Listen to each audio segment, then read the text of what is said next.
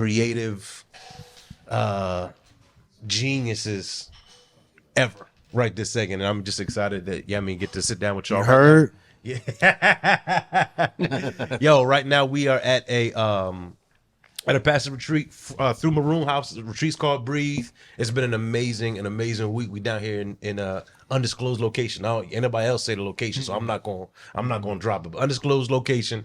And one thing that we were talking about, that oftentimes in spaces like this, creatives aren't invited. Like, this isn't our table, but I think that us being here this week, it kind of changed the fabric of kind of the feel and the tenor, and creativity has been shunned a lot in a lot of spaces, and the feels and all the emotions and how you create has kind of just been weird.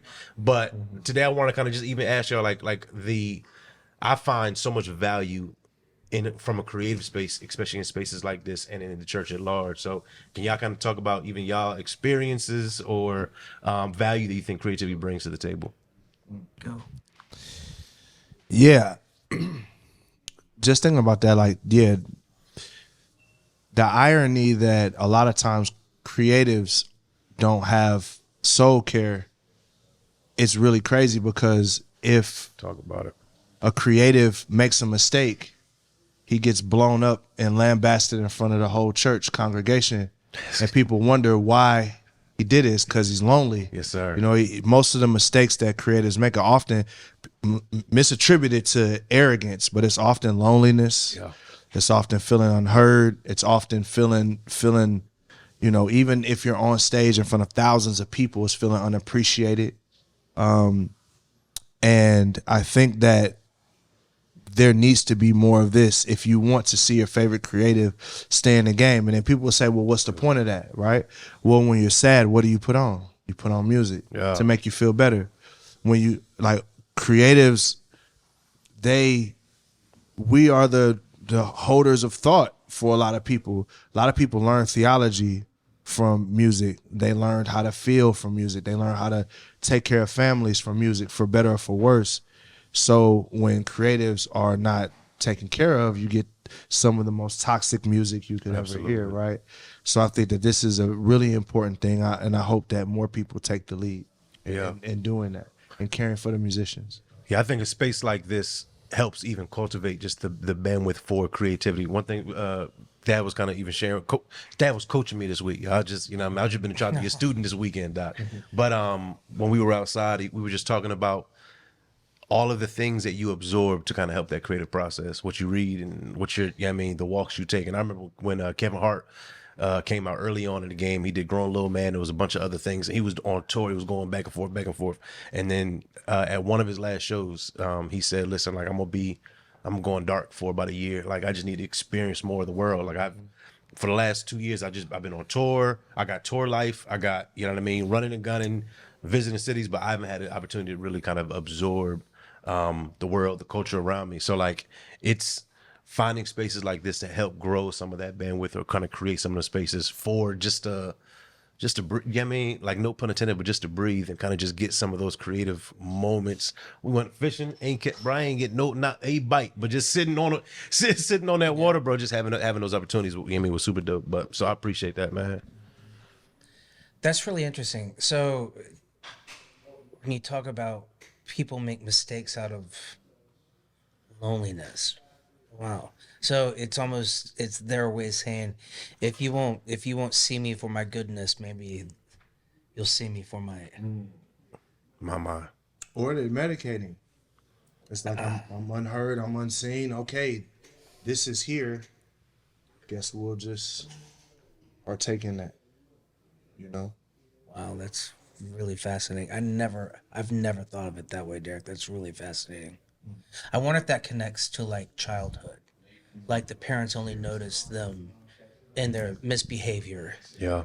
And not their goodness. And so it becomes this unconscious thing that you fall back into. Or their performance.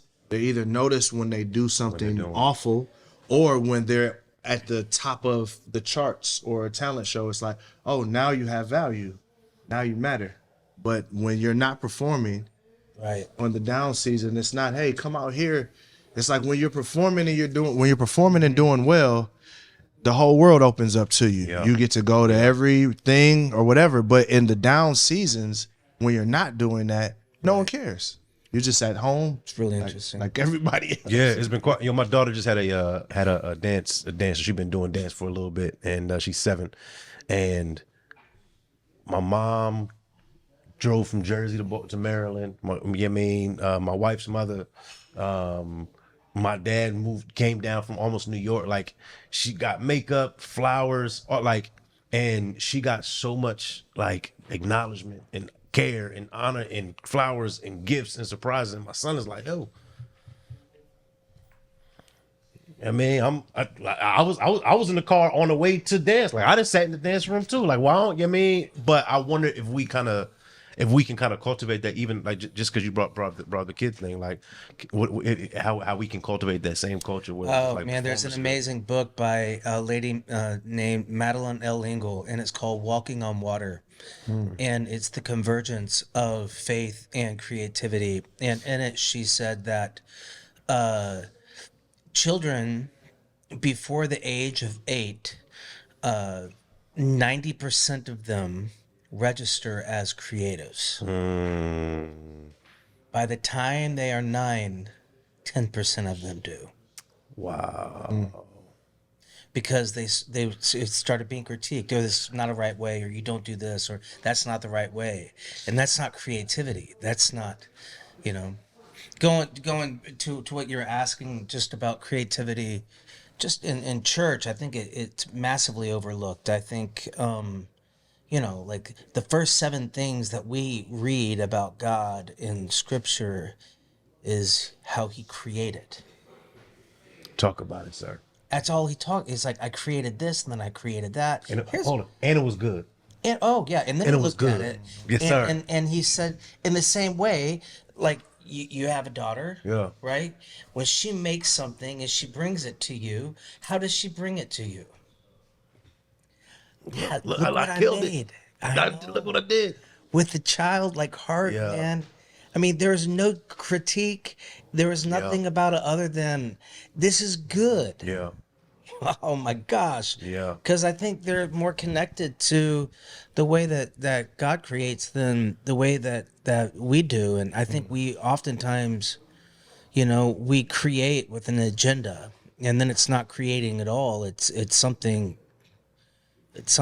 a lot different, I think about like God's creativity, and this is just one of the things that I've thought about in the last 6 months is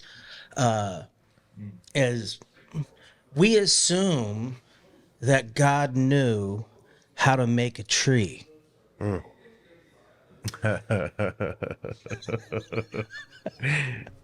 Before he made it. Yeah. No. That's called creativity. Yeah. He didn't. And I just think that, man, the church should be just, everyone is a creator. Yeah. And I think that's one of the things that, should be said every Sunday. Hey, just so you all know, everyone in here is a creator. I know you might be thinking, I'm not a creative. I listen, you are creating something. You're creating peace. You're creating Conflict. jobs. You're creating conflict. You're creating something, whether you know it or not. You're creating something 24/7. What is it that you're creating? So yeah, I think it's a very under talked about aspect of being human and walking through this world as a person of faith is just, No, man. Well, look, I truly appreciate y'all time. I do want to just kind of go on record to say, like, I appreciate the creativity that God has put in y'all, and not thank even you. what you produce of it, but like I've gotten to hear and see and experience some of y'all creative process, and I just appreciate the uniqueness of those processes. And like, outside of what you produce, outside of it, the stuff that's above the surface, like, I appreciate the stuff that's underneath. So Thank I'm you, grateful brother. for y'all. Can y'all give a quick drop, like, what you working on as we land the plane? Give a quick drop, what you got going on. I got a new album coming out called Nobody's Perfect. Yeah. So We yeah. got some unreleased. I shouldn't say that. Can I say that? Nah, We you got some- good. We Yeah. heard some unreleased last night. I'm just saying it was. Yeah. Yeah. Get ready. Be ready. But go ahead. My bad. Yeah. That's it. So we doing that and more on the way. Yeah. Yeah, and I'm in the process of making an album too, making one as well. I'm in the mixing stages, and I'm creating a whole virtual experience to go along with it. So I'm not sure when it's coming out, but I'm loving it. I'm having so much fun. Man, listen. Real talk. All jokes aside, holla at me, dude. Like, yo, even on the visual stuff, holla at me, bro. Okay. However I can serve, man. I would love to just be a part Thank of you, your process. man. Thank you. Yeah. Real talk, man. Appreciate y'all. Thank you. Appreciate you.